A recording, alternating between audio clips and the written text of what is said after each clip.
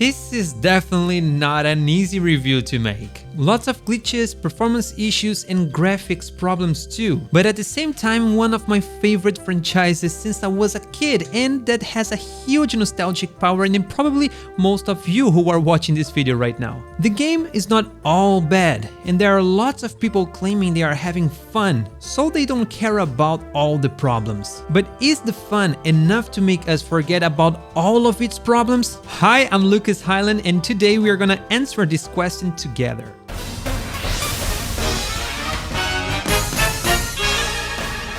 I waited a little longer to make this video because I wanted to complete everything there was in this game before talking about it in depth. And now, with more than 90 hours of gameplay, every single mission, including the post-game and Pokédex complete, I think I can cover everything about this game with more precision. In my What to Expect from Pokémon Scarlet and Violet video, I mentioned right in the end there are lots of new exclusive systems and new things on this game. So with the short time frame between Sword and Shield and this one, I kinda could accept the bad graphics if they were adding new fun things to this new one. What I wasn't expecting was the performance issues that came along with the visuals that we all already knew that would be bad by the trailers and the pre-release media they put out. I don't want to sound like a hater, but the performance issues are actually real. And I understand that everybody has a different perspective about what it represents. Some people deal better than others with these kinds of problems. With all the tests I ran, as well as all the people I talked to about the performance issues,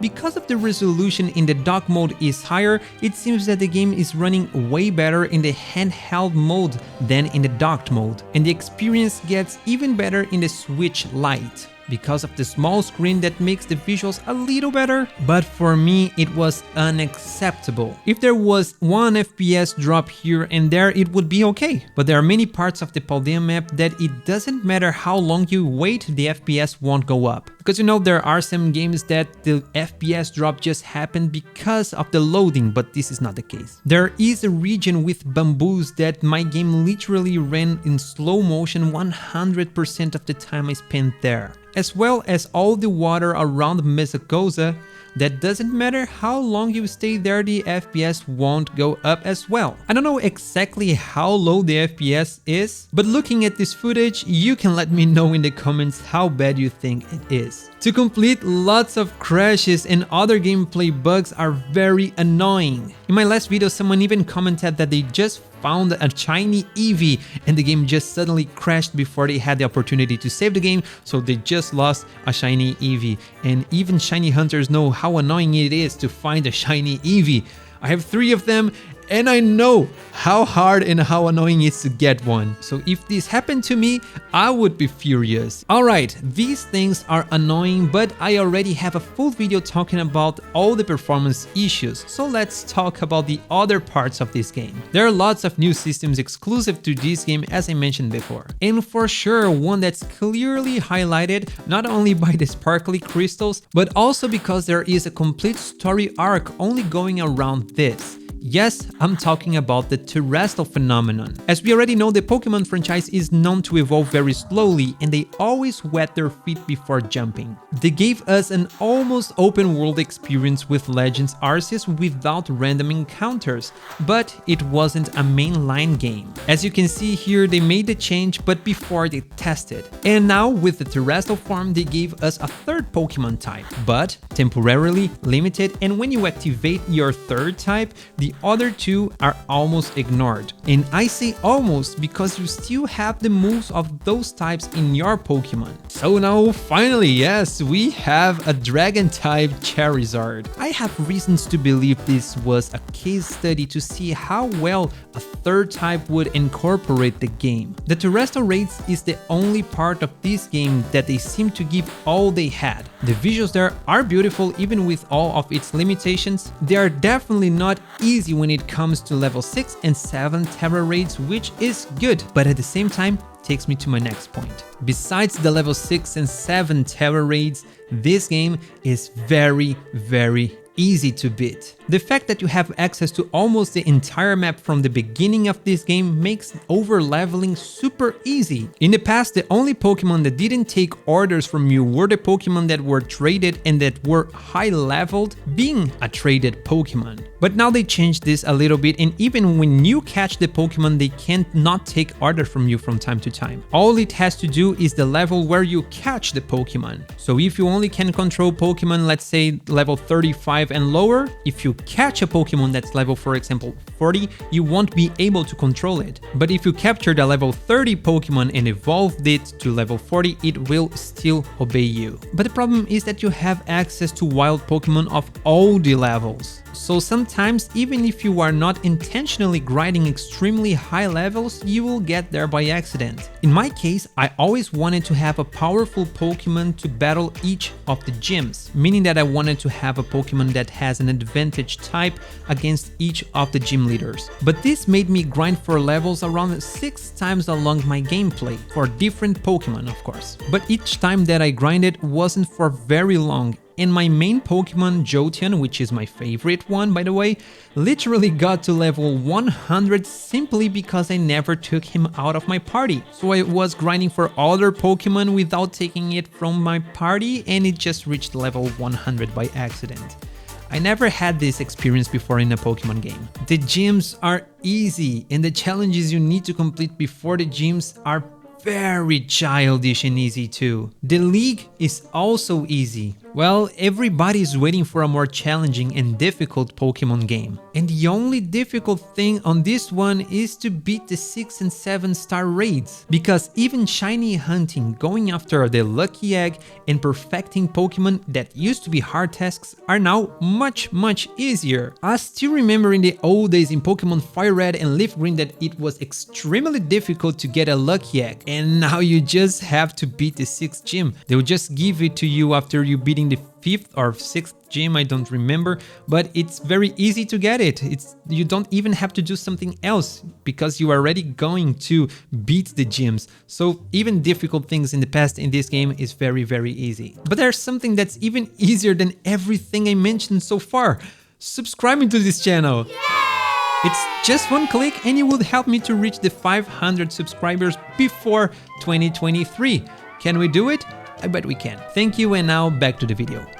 The actual Pokemon are one of the strongest points in this game in my opinion. When I saw them before the game release, I didn't like them at all. But seeing them in game made a lot of sense. Even Quaxly is better in game. And the Pokemon I liked the least were actually the final evolutions of Sprigatito and Quaxly. All the others are pretty decent. I loved Smoliv in its evolutions, Cloth, and a few others that either are just okay or pretty good. Now about the new functions. The Let's Go feature is the proof that Game Freak knows the Pokemon games should be more fast pacing. It's basically a function that makes your Pokemon battle with others they find in their way automatically. I love this new way to earn some items and level. They could also include this as a way to train EVs by balancing it like they did with the experience earned, because you don't earn the full experience points when you battle automatically, and it would be cool to have a similar system with the EVs, but apparently when you use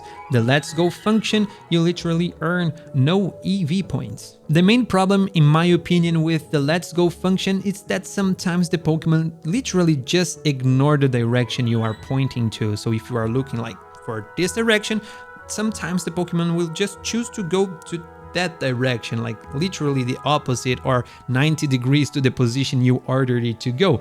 And it's very annoying from time to time when it happens over and over again when you are trying to shiny hunt or something like this. Overall, this is a good function, but at the same time, just another one that lacked a lot of refining.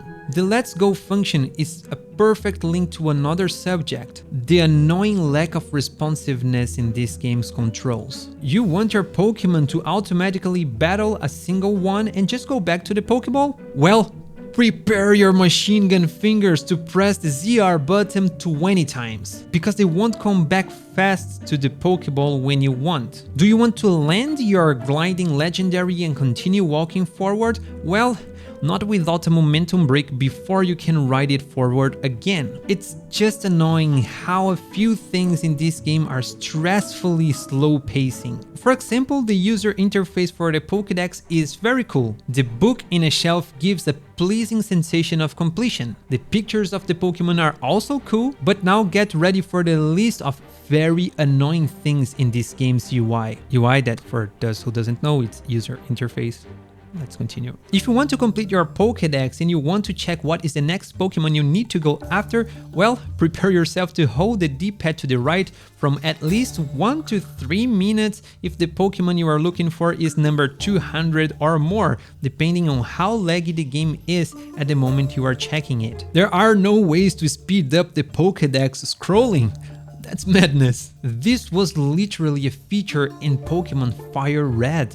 And it is a game from, what, 2003, 2004 maybe? And I'm not even sure if it came earlier. The same happens if you are searching for a specific item in the list of the Pokemon gathered items. It's just a test of your patience. The Pokemon battles are still very slow pacing too. It's annoying to wait for so long for the text to appear and go away. They could just synchronize the animation with the text. It would be much better like this.